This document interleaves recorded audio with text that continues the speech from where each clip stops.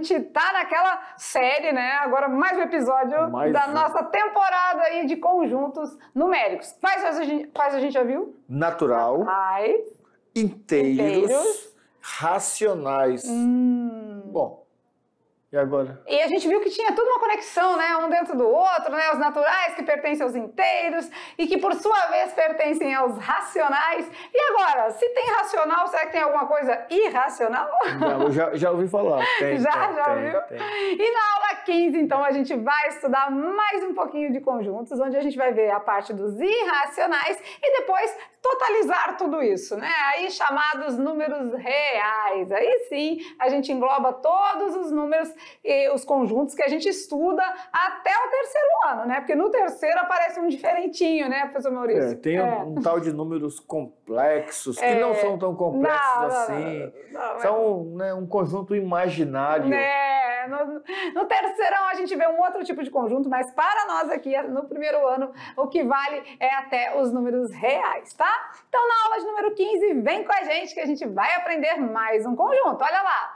Falando então de aula 15, na sua parte 4, os conjuntos dos números irracionais e o conjunto dos números reais. Vamos juntar todos os conjuntos e vamos mostrar aquilo que é real para nossos alunos. Vamos lá, vamos abraçar a causa. E lembrando que todo dia a gente faz o oferecimento da aula de hoje, que vai para Escola Estadual de Ensino Fundamental e Médio Tubarão. Aqui o negócio é assim, né? Tem Estácio de Sá, tem Primavera, tem Tubarão, tem fauna, flora, tem de tudo, né? E aí, galerinha, onde fica a Escola Tubarão? E aí, vocês sabem? Sei, Vamos mostrar para os demais colegas? A Escola Tubarão fica em Vale do Paraíso, extensão de Santa Rosa de Rondônia. Claro, né? Olha aqui, vamos conversar um pouquinho. Só podia ser em Rondônia, né?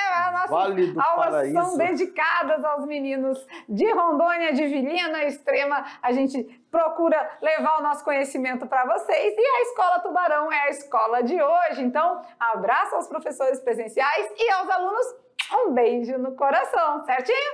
Vamos que vamos, então, falando agora do conjunto dos números irracionais. Olha aqui, vem com a gente aqui. Também te chamaram de irracional? Esse é a raiz quadrada de 5 perguntando para o nosso gatinho. Gatinho. Porque os animais, às vezes as pessoas dizem, né? Nós somos seres humanos e somos racionais. Animais racionais. Ditos animais racionais. E um gatinho é um animal irracional, vamos dizer que ele não raciocina, não tem um raciocínio lógico, Será? Né? Eu acho que às vezes não, tá? Porque cachorro e gato eu tenho uma desconfiança grande. Desconfio. E agora a raiz do número 5? Tá perguntando, e aí? Eu também te chamaram de irracional? Eu também sou irracional. Então, se ele pergunta, também te chamaram, porque alguém chamou ele de irracional? Né? De irracional também, né? E agora, como ficamos? Então, raízes de alguns números são consideradas irracionais. Aí o gatinho continua pensando, número irracional. Porque tipo assim, acho que o gatinho pensou assim, bom, eu até entendo que eu sou irracional, às vezes, mas o número... Pois é, né? Como é que é isso? Vamos entender um pouco melhor tudo isso? Então vamos lá. Na telinha vamos aprender os números irracionais. Vamos começar assim, perguntando sobre a diagonal de um quadrado. O que isso tem a ver, professor Maurício? Vamos lá. Lá pelo 8º ano, 9º ano, você estudou a geometria, a parte de figuras planas. No 9º ano, mais especificamente, você trabalhou a questão do Teorema de Pitágoras. Lembra? Se não lembra, depois dá uma reforçadinha ali. Um certo tempo, Pitágoras estava a brincar com a matemática do seu período e descobriu que existia algo ali meio que estranho quando se ia calcular a diagonal de um quadrado. De lado 1. Isso, aqui ele queria calcular a distância, por exemplo, andando 1 centímetro na horizontal, 1 centímetro na vertical, qual que era a distância entre esses 1 centímetros ali, diagonal e vertical? Se eu tenho um quadrado de lado 1, né, todos os lados são 1, e quanto vai medir a diagonal deste quadrado, né?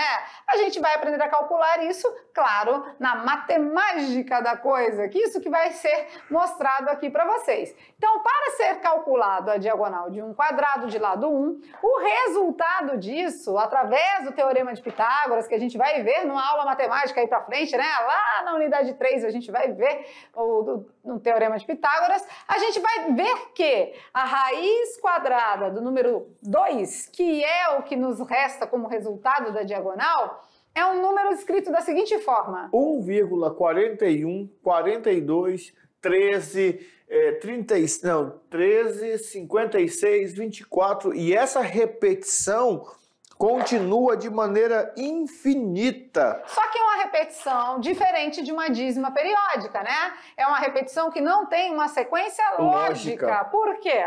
É um número cuja representação decimal tem infinitas casas não periódicas. Justamente por quê? Porque essa raiz quadrada de 2 foi descoberto depois que não existe dentro dos números racionais, atenção, não existe dentro dos números racionais dois números que, na verdade dois não, um número que multiplicado por ele mesmo chegue na resposta 2, que vocês sabem que é o contrário da raiz, né? A potência. Se eu tiro a raiz de 2 e depois eu pego essa resposta e multiplico por ela mesmo, tem que dar 2. Mas racionalmente isso não existe. Então aí eis que surge um número que não é racional. Ah, mas muito cuidado, né? Porque os números racionais são muito parecidos com os irracionais, né? Isso. Por exemplo, olha a diferença ali. Nós temos 2 vírgula, aí vai lá, depois da vírgula, 1, 3, 7, 6, 5, 8, 3, 2, 4, 5, 6. Percebam que não existe ali uma lógica naquela repetição. São números aleatórios. Já do outro lado nós temos 2,333333333 infinitamente. Então você observa a diferença? Então olha aqui, aqui está a diferença de um número irracional para um número racional, tá? Então muita calma nessa hora, fiquem atentos aos detalhes, que é aí que mora o perigo e é aí que a galerinha tá sujeito a se perder pelo caminho, tá? Até poderíamos também aqui, ó, para ficar assim mais prático para vocês, poderíamos tirar esse número 1 ali que vem antes da repetição e colocar ele depois do 3. Aí ficaria 2,3176. Se nós fôssemos aproximar esse número, arredondar esse número, os dois ficariam valendo 2,3 aproximadamente. Sim, verdade. Só que eles não fazem parte do mesmo grupo, porque um tem repetições iguais, esse aqui, ó, um detalhe importante, eu consigo escrever em forma de fração. Esse lá, eu não consigo escrevê-lo em forma de fração. Então tem muita diferença, tá? É parecido, mas não é a mesma coisa. Os dois começam com 2 vírgulas, sim. Os dois têm os 3 pontinhos de infinito aqui, tem sim. Também. Só que o racional é uma dízima periódica, 2,333. Pode até ter um número seguido na sequência aqui, né? 2,4, depois 3,333, pode ter assim. Mas o dígito se repete, né? Diferente do irracional, que são números aleatórios sem repetição. Fechou? Fechou. Entendeu? E aí, você lembra do pi? Do famoso... Lembra? Pi. Lembra do famoso pi? Geometria, lembro. O professor passou em geometria lá na escola. O pi, uma letra grega, representa um valor numérico na matemática, mas e aí? O que você acha? Ele é racional ou irracional? Pi. O valor do pi, fica a perguntinha, vai aí, todo mundo respondendo agora, o que você acha? O valor do pi, lembra que a gente usa nos cálculos lá, né, representado por uma letra grega aqui, né, representadinha aqui, ó, essa aqui. Esse valor, ele é racional ou irracional? E aí? E aí que a gente tem um vídeo que nós produzimos para explicar para vocês como chegar naquele valor de pi. E aí, na sequência, a gente dá a resposta se ele é racional ou irracional, beleza? Vamos assistir. Como encontrar o valor daquele nosso amigo tão usado na matemática, o conhecido pi. E como a gente acha esse valor, professor Normal? É bem simples. Na aula nós já aprendemos, né, os elementos da circunferência, então nós vamos precisar de dois, o diâmetro e o comprimento.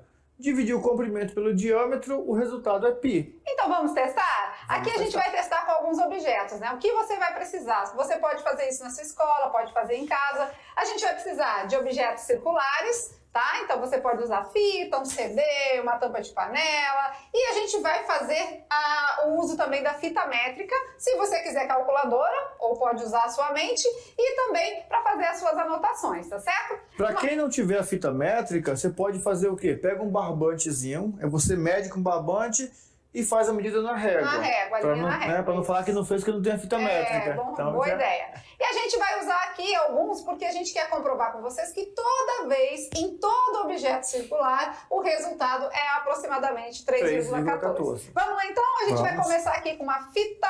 A gente tem uma fita colante aqui, ó. A gente vai primeiro medir o comprimento da circunferência. Então, deu aproximadamente 31,6. Anota aí, professor Malmal. Já tá anotado. 31,6, certo? Certo. Agora a gente vai precisar do diâmetro. Olha aí, o diâmetro aproximadamente 10, né? Passando pelo centro. Lembra que tem que passar pelo centro para ser diâmetro, né? Essa daí eu ia fazer na calculadora. Nem vou fazer mais, porque dividido por 10... dividido por 10 é muito fácil, só trocar a vírgula de lugar. Então deu quanto? 3,6. 16. Olha aí, aproximadamente 3,14. Bem facinho. Agora vamos fazer com o copo? Olha lá, vamos medir aqui a boca do copo, tá? Vamos fazer com o copo. Vamos medir a boca do copo. Aproximadamente 27. 27. Já anotou. Beleza? E o diâmetro do copo? Vamos ver o diâmetro agora do copo, também passando pelo centro, né? Aproximadamente aí 8,6, passando pelo copo. Professor Maurício, tá nos cálculos, e aí quanto deu?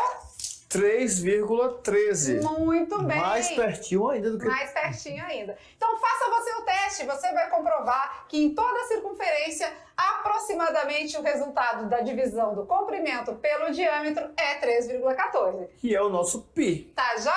Beijo no coração, tchau, tchau. Estamos de volta! E aí, o que acharam? Os atores, né? Fantásticos, né? Muito legal esse detalhe de nós entendermos, porque às vezes fica bem assim, mas quem criou isso? Por que criou? Vocês viram que tudo isso é a aplicação de pessoas que estão estudando. E eu acho legal essa parte de estudar e aplicar e fazer na prática, porque eu vejo, por exemplo, algumas frutas que eles fazem um enxerto da fruta, né? Para crescer mais rápido, para também fazer uma mistura ali da... E quem criou isso? Alguém que deve ter quebrado, não sei, vou arrumar aqui, cortou, tal, colocou, viu que deu certo, falou, vou fazer com outras coisas. Foram vendo com base em experimentos, experimentos que foram chegando à conclusão que toda vez que você dividir o contorno de uma circunferência pelo seu diâmetro, o resultado é aproximadamente 3,1, 3,14, que é o valor de π. Mas o π, ele não tem uma sequência lógica de repetições. Então ele é irracional. Isso mesmo. Porque se a repetição depois da vírgula não é lógica, ele não pode virar fração. Se ele não pode virar fração, ele não é um número racional. Isso ele mesmo. É irracional. Chegamos à resposta. Então o π é um número irracional. Do dicionário matemático, vamos lá? Vamos relembrar alguns tópicos? Olha lá na telinha. O raio. O que o raio representa? A distância do centro a qualquer ponto da circunferência. Então, lá no vídeo, quando a gente falou de raio, é a distância do centro a qualquer ponto da circunferência. Isso é o raio. O diâmetro é o quê, professor Maurício? É o dobro do raio. O diâmetro já é 2 vezes o raio, né? Então, quando eu tenho raio 1, raio 2, eu tenho um diâmetro. Só para relembrar, né? Porque é importante a gente saber do que está falando, tá? A gente não ter equívocos aí nas definições, beleza? Beleza. Vamos para frente, então, falando do valor de π, ele fica mais ou menos ali, ó, naquele lugarzinho ali. Ops, espera aí um pouquinho.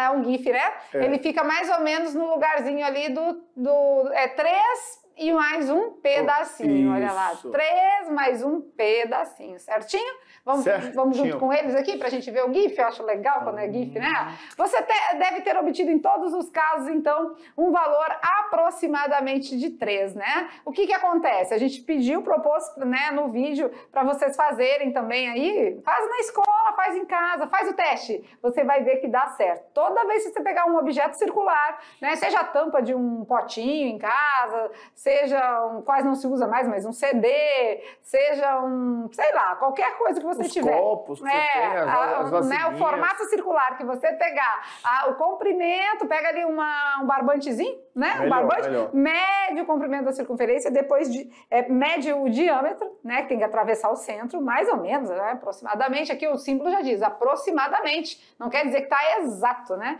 E você divide ali por aquele pedacinho, você vai ver que, né? Pega uma reguinha, mede tudo, divide, como a gente fez no vídeo, e vai dar o valor aproximado de 3. Então, é 3 voltas e mais um pedacinho. Bem pequenininho. Isso, bem pequenininho, beicinho de pulga. Certinho? E claro, né? Então o número π vem lá do século 17, né? Desde lá provou-se que essa divisão constante é um número irracional. Olha aí que bacana. Beleza. Vem do século 17, mas antes já se tinha já ali alguns vestígios, tá? Dessa existência desse número e tal. Tô pousando pra foto. Deu? Pronto. No número π, a gente usa ele em muitos cálculos matemáticos, né? Então, quando a gente, na parte da geometria, né? Às vezes na parte da trigonometria, então em muitas situações usa o π. Tem o valor de π valendo 3,14, né? E tem o valor de π valendo 180 graus. E isso a gente vai ver ao longo do seu ensino médio aí, tá bom? Beleza. Mas aqui para nós o que importa é distinguir se ele era um número racional ou irracional. E já chegamos à conclusão que ele é irracional, tá bom? Beleza. Continuando então, olha lá. Então, denotado por uma letra grega, chamada de π, né? É a inicial da palavra contorno em grego. Olha que bacana, a gente gosta sempre de dar a parte histórica, né? Isso. De onde saiu tudo, né? Então, lê-se π, que é a inicial da palavra contorno em grego. Olha aí o valor do π, que lindo! Quem é que decora aí? Quem tem coragem? Né? Tem infinitas casas decimais e não apresenta período. Então, nós temos 3,14, 15, 92, 65 e assim vai. Olha lá, infinito e além. Como assim infinito, professores? Como é que não tem fim o negócio? Não tem. Tem até uma história de um matemático aí que começou a trabalhar esse número, foi mexendo, parece-me que ele já escreveu não sei quantas páginas decimais, e né? não termina, não encontra. Por quê? É mais a nível de diversão mesmo, né? Fazer isso. Por matemática é nível de diversão. Eles estão falando, a Capicua tá quase isso, né? Tá quase uma diversão. Verdade. E a Capicua? Cadê que ninguém mandou nada ainda pra gente? Estamos esperando. Me diga. Pra gente mostrar aqui na aula e falar o nome de vocês, o nome da escola. Estamos aguardando, tá? Beleza? Então, com infinitas casas decimais, sem apresentar período, este é o nosso querido π. Certinho? Vamos lá então, avante pra frente. Vamos trabalhar com a equação do π para você ver como que acontece ali, tá? Olha lá. Quando a gente divide o comprimento lá do nosso objeto circular pelo diâmetro, a gente tem o valor de π, né? Isso. Se está dividindo, pode passar? Multiplicando. Então, o comprimento é igual ao diâmetro vezes o π. Vezes os π. Como o diâmetro é o dobro do raio, o que a gente pode fazer? Trocar o D por 2 R's. Ah, porque é 2 vezes o raio, né? Isso. Então eu posso dizer que meu comprimento é o famoso 2πr. Isso. Nosso amigo, tu tem um PR, amigo? Eu tenho um amigo PR. Eu também tenho um amigo do PR. ensino médio. Então nós temos 2 PRs. O meu também, não, o meu é do ensino fundamental, meu amigo PR. No Paraná? No Rio Grande do Sul. Rio Grande do Sul. Então Falando nós temos Paraná aí, hoje, é verdade. confundi. Nós temos aí 2 amigos PRs, beleza? Então foi por conta desse trabalho com a equação que a gente chega no comprimento da circunferência. Agora eu tenho uma dúvida. Se o nosso conjunto se estruturava em natural, inteiro, racional, esse irracional vai se encaixar junto com eles? Abraça todo mundo? Todo mundo? Acho que não, Ele faz né? parte de todo mundo? Vamos ver como é que fica isso no diagrama? Ah, olha aí, fica diferente, né? Então a gente tem Os naturais, que é o começo de tudo. Vamos aqui junto para a gente mostrar para vocês. Os naturais é o amarelinho aqui. Tá dentro dos inteiros, que é o azulzinho. Tá dentro dos racionais. Mas os irracionais vivem em isolamento social. Ele, independente da pandemia, ele já vive isolado. Então, os irracionais são os verdinhos aqui, Vocês beleza? estão vendo que ele não faz aqui, ó, o abraçar os outros. Por quê? Porque o número irracional, ele não pode ser racional. E nem o racional pode ser irracional. Então, eles não vão se misturar. Todos vão fazer parte de um mesmo grupo, que é esse grupo aqui que nós vamos falar já já para vocês. Mas eles estão em isolamento social. Ele não voltou do isolamento ainda. Então, muito importante a gente entender o diagrama. Porque uma vez que você entendeu o diagrama, você não se perde mais. No concurso, no Enem da vida, você consegue entender essa questão de pertencimento. Quem pertence a quem, tá bom? Olha lá e na reta numérica, olha lá como fica. Na reta numérica, então, a gente tem os números naturais primeiro, né? Isso. 0, 1, 2 e 3 para a direita. Temos os inteiros, né, já complementando, que são os negativos. E aí vai entrando aí os racionais, os irracionais, né? Esse subconjunto dos reais. Então, olha aqui, raízes não exatas são irracionais. O π é um irracional. E aí a gente vai selecionando aí, colocando eles na ordem, né, da reta numérica, tá bom? Beleza.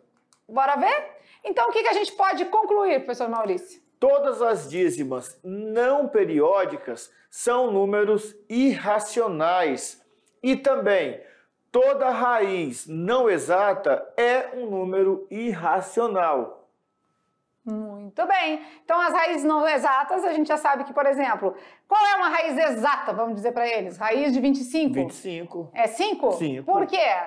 Porque 5 vezes 5 é 25. Ah, beleza, né? Outra raiz exata, 9. Raiz de 9 é 3, por quê? 3 vezes 3 é 9. Ou 3 ao quadrado, né? Isso. Que é o mesmo que 3 vezes 3, é 9. Agora, a raiz de 17 é exata? Qual é o número que ele vezes ele dá 17?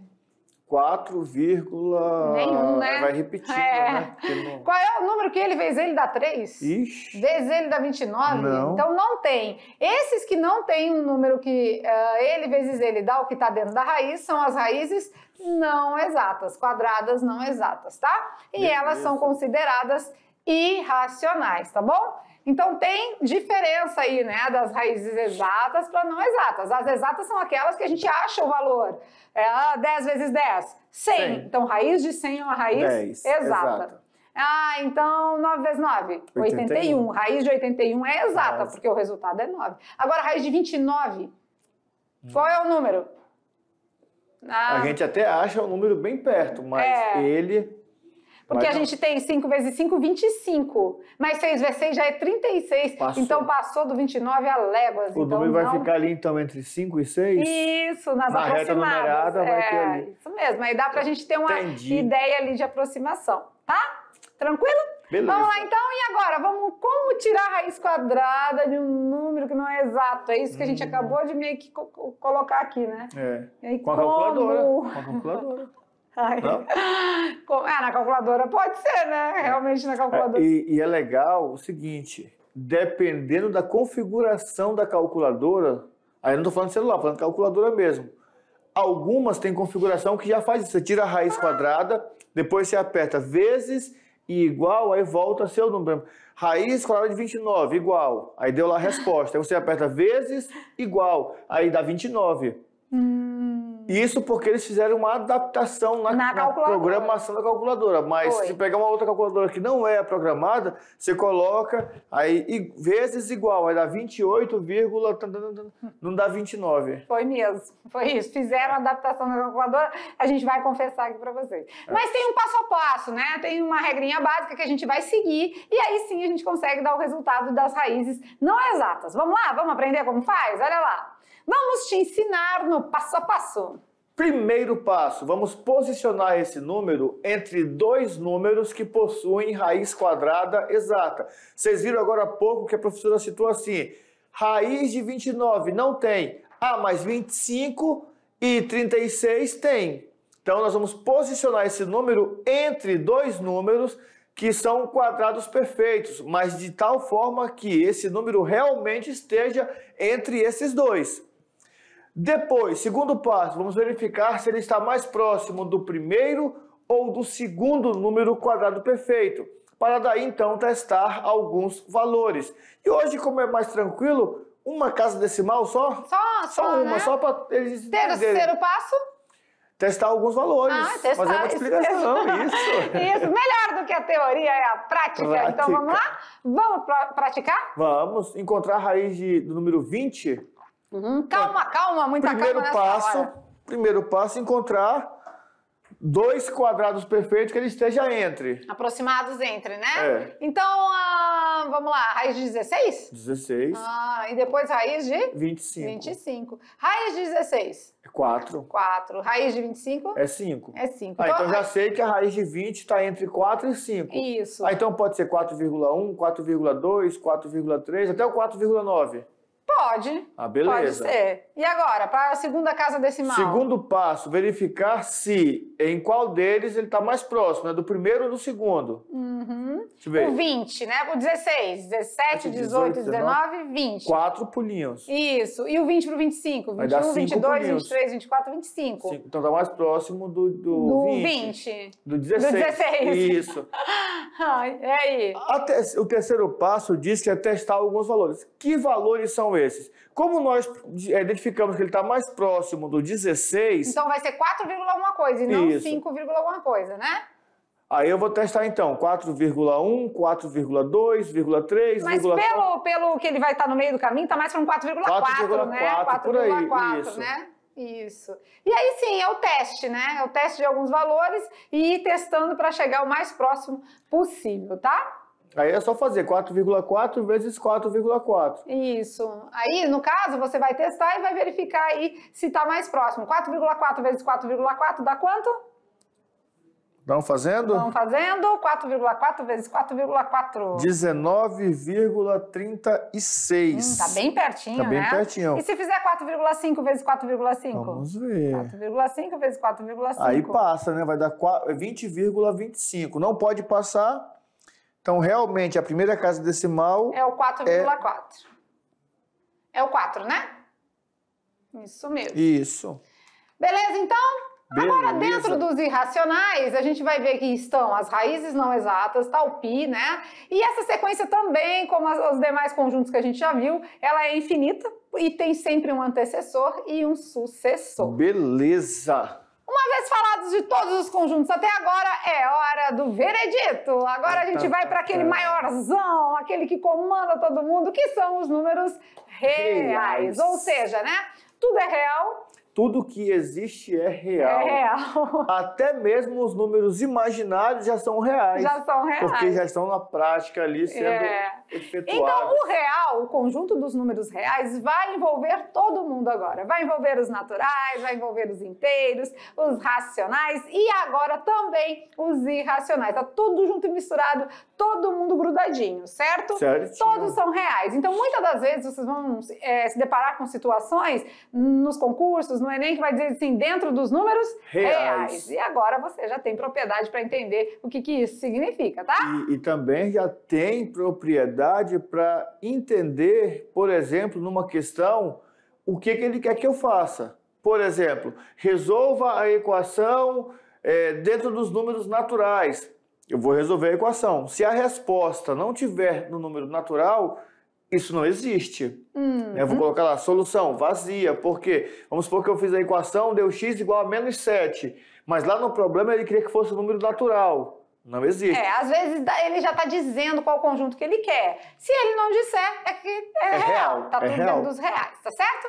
Beleza? Então vamos um pouquinho estudar o conjunto dos reais, que é tudo isso, mas como isso tudo se comporta, olha lá. Agora é com vocês. Escolha qualquer número entre 1 e 10. Já escolhi. Aqui, vamos junto aqui, olha pra nós. Deixa eu ver. Escolhe um número? Já escolhi. Escolheu? Escolhi. Tatá, escolhe um número entre 1 e 10. Escolheu? Boa. Você escolheu? Já. A nossa diretora aqui do estúdio escolheu o número 4, pode ser? Pode. Pode. E vocês aí, o que vocês escolheram? Opa, 8, ela falou 8. 8. Pode também. Pode. Também 9, pode também. Eu escolhi 2,333333333, pode? Eu escolhi o pi. Pode? Pode. Tá entre 1 e 10? Tá entre 1 e 10. Olha aí, né? Mas o que acontece? Geralmente as pessoas têm a tendência de pensar somente nos números naturais. Mas existem infinitos números entre o 1 e o 10. Como assim infinitos? Infinitos, tá? Porque vai ter 1,1. Mas tem 1,11, aí tem 1,01, que já está entre o 1 e o 1,1, e assim a gente vai, tá, gente? São muitos, são inúmeros números. Gostou dessa? Ficou lindo essa. Inúmeros números. São muitos números ali, mas a tendência da gente é realmente pensar nos naturais. Eu aposto que você aí na escola pensou em algum número natural, verdade? Foi, né? Quem é que pensou num número com vírgula aí? Raramente. Quem pensou na raiz quadrada de um número, tipo, a raiz de 7, tá entre 1 e 10? Tá também. Olha aí, né? E agora vamos entender isso tudo, então, na parte do diagrama. Olha como fica, olha lá. Naturais, tá inteiros. Tudo isso dentro dos racionais. Agora, metade é racional e a outra metade irracional. E juntando isso... é real, tudo ou seja, real. O real é a união dos números racionais com os irracionais. Daí já volta lá para aquela ideia de conjunto, união, de operações. Isso, né? Então a união dos racionais, que é o Q, com os irracionais, que é o I, vai dar os reais, tá? Beleza. Então, num slide anterior aí, a gente pode até voltar um pouquinho, pode. Né? Aqui, um slide anterior aí, vamos lá. Cadê aqui? Aí, aqui, ó. Eu nem concordo muito com essa imagem. Mas, assim, até o momento, né? Até o momento. Depois, porque parece que esse lilás aqui fica meio vago. Quem tá aqui? Quem tá no lilás, na verdade, são aqueles que vão vir lá no terceiro ano que vai completar. Mas, a princípio, aquela imagem que a gente mostrou agora por último é a mais correta. Os reais é a união dos racionais com os irracionais. Porque senão aqui fica vago o lilás. Fica sem nada. Fica sem nada, porque tá tudo aqui ou aqui. Né? Então, nessa imagem aqui, avançando um pouquinho, a gente consegue... Peraí que aqui o negócio é... Né, se a gente não tem que clicar bem devagarinho, e a professora Lucy é acelerada. Aqui, ó. Nessa aqui, a gente consegue visualizar bem real mesmo. Tudo é real. Real é tudo. A união dos racionais com os irracionais, e aqui não teve espaço sobrando. Né? Então, mas tudo isso são estudos, né? Que a gente vem aí alinhando e aperfeiçoando. Aquela imagem lá, ela é fato? Ela existe? Sim, mas ela se completa melhor lá no terceiro ano, né? Quando a gente estuda um outro conjunto que aí vocês vão conseguir, que aí tem parte real e parte imaginária, tá bom? Beleza. Vamos lá? Na telinha, mais um pouquinho de conteúdo. Então, olha ali que bonitinho, né? A gente tem, então, aquela informação que é lá das primeiras aulas, quando a gente começou a falar de conjunto. Os reais é a união dos racionais com os irracionais. Perfeito. Tranquilo? Tranquilo. Conjunto dos números reais, tá aí, acabamos de falar para vocês, é essa união. E uma outra figurinha bonitinha, não é? Essa daí é infinito também. A gente já tinha feito ela, mostrado ela até aqui, né? Isso. Lembra? A gente tinha mostrado os naturais com as ovelhinhas, né? O contar carneirinhos. Depois os inteiros com as temperaturas negativas, que vai envolvendo tudo. Os racionais envolve fração, número com vírgula, dízima periódica. E agora chega para nós aqui coladinho os irracionais, né? Quem tá aqui?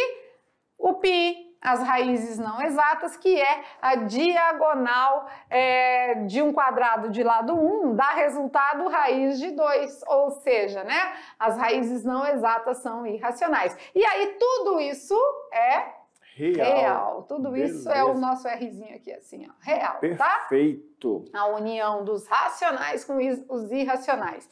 E agora sim, com isso a gente finaliza então a parte de identificação, de caracterizar os conjuntos numéricos. A gente espera que não tenham ficaram dúvidas aí, né? Porque é importantíssimo você entender a classificação numérica na matemática. Quem é quem e quem faz parte de cada conjunto, tá? Então, a gente espera que tenha ficado tudo bem clarinho aí. Caso não ficou, né, manda uma perguntinha aí pra gente, estamos sempre à disposição, aí a gente fala no grupo que a gente está à disposição dos professores presenciais para tirar as dúvidas, mas também dá para assistir a aula novamente, né, tem os livros, tem outros recursos. Isso. E aí, fechamos então esse ciclo de conjuntos numéricos. É claro que, por conta da quantidade de aulas, dos outros conteúdos importantes também, algumas coisas ficam por estudar. Por exemplo, como transformar uma dízima não periódica, né, um número irracional, ou uma dízima periódica em uma fração. Como efetuar essas operações, é isso que vocês precisam aprender. As 4 operações básicas em cada conjunto e agora de maneira especial nos números reais. Mas nas aulas anteriores a gente pegou bastante nas operações, isso. Né? Então essa transformação de número decimal para fração, fração para número decimal, realmente às vezes pode ter ficado alguma coisa assim. Mas dá tempo de você correr lá e dar uma olhadinha.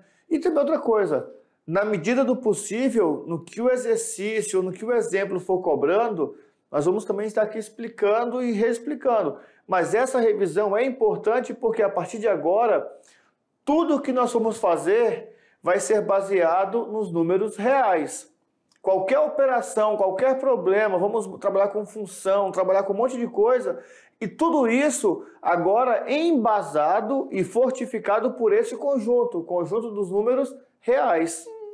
Já? Brincando com os números, vamos lá? Vamos. Para alinharmos, como sempre, o fechamento da nossa aula, Brincando com os Números vem trazendo o que hoje? Uma charada, o que é, bora ver?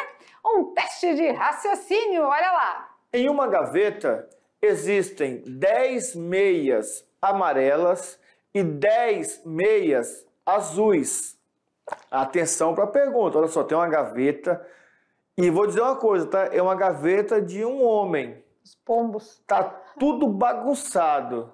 Tá bagunçado? Tá bagunçada a gaveta, tá toda bagunçada. Mesmo, a pergunta é: quantas meias você tem que pegar para obter com certeza um par de cor idêntica? Você quer pegar um par de cor idêntica, um par de meia ali da mesma cor. Ai, mas só que tem um detalhe, né? O com certeza, né?